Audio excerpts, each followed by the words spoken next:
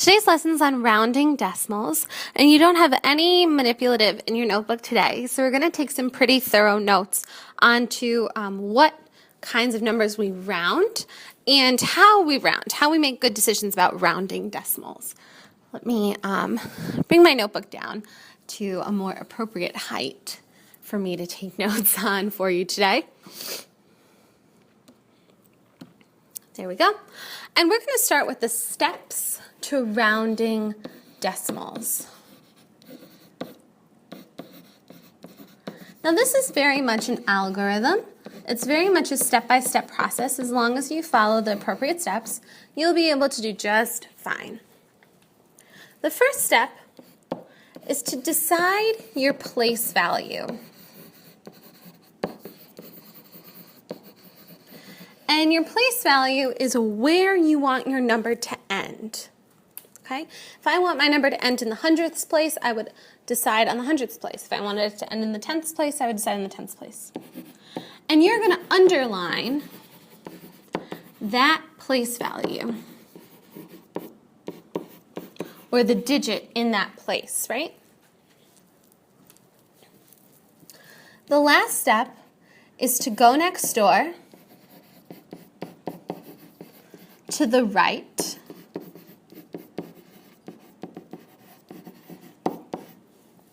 and ask, what do I do?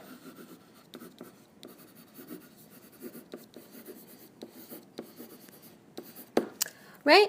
So it's actually going to be up to the number next to the number you want to round to decide what your method is going to be. And here's what I mean. Let's give ourselves a little grid here. If the number next door is 0, 1, 2, 3, or 4, the number you underlined is going to stay the same. And you're just going to cut off all those extra digits that are beyond that point. However, if the number next door is 5, whoops,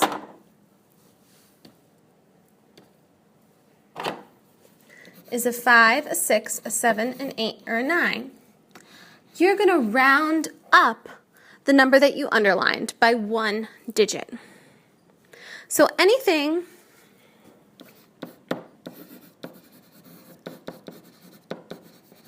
from 0 to 4, all numbers following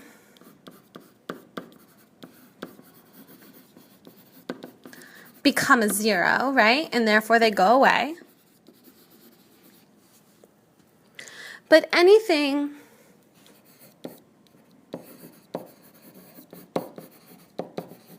between a 5 and a 9 is raised by 1.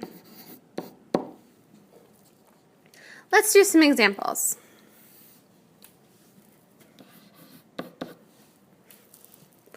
Seven and 284 thousandths.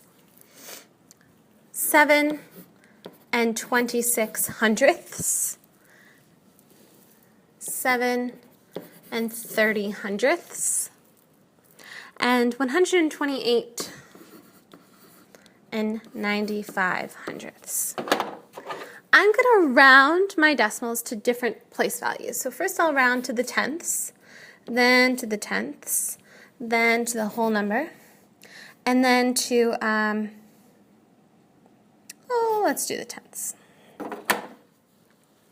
So 7 and 284 thousandths.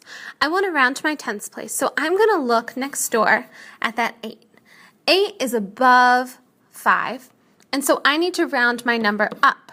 7 and 284 thousandths turns into 7 and 3 tenths. The next number, 2 and 26 hundredths, again, I'm going to look next door. 6 is larger than 5, so I need to round up to 7 and 3 tenths. The following examples is 7 and 30 hundredths. I want to round up by this number 3 is less than 5, so it's going to be equal to 0. Therefore, my answer is 7 as a whole number. Finally, 128 rounded to the 10th place, and look at the 5.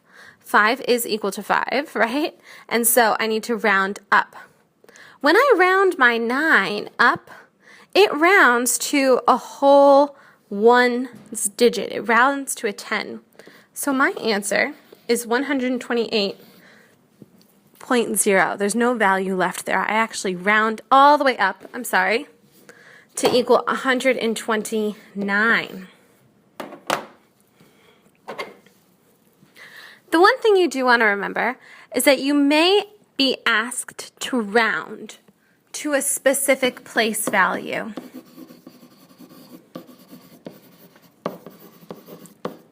And this is important because when you're doing a test or a quiz, I may ask you to round to the 10th place or the 100th place or the 1000th place in some of your answers. And if you go below or beyond that digit, you will get the problem incorrect. For example, if you solved a problem and your answer was 2.5179, but I asked for all answers to be rounded to the 100th place, your true answer that you should write down is 2.52. And if you don't do that, then your answer would be considered incorrect. So please make sure you are reading directions from now on, especially on some little quizzes that are going to be coming up and your big assessments. Always look to see what you should round to. Your proof to today, let's round a couple of problems here. 3 and 127 thousandths. And we can round that to the hundredths place. 2 and 100ths, or 2 and 15, 2 and 157 10,000ths, and we'll round to the thousands place. And one more for good measure, 101, rounding to the 10th place. So please take your time and round those numbers thoroughly and double check your work to make sure that you're using the rules properly and you're also rounding to the correct place value.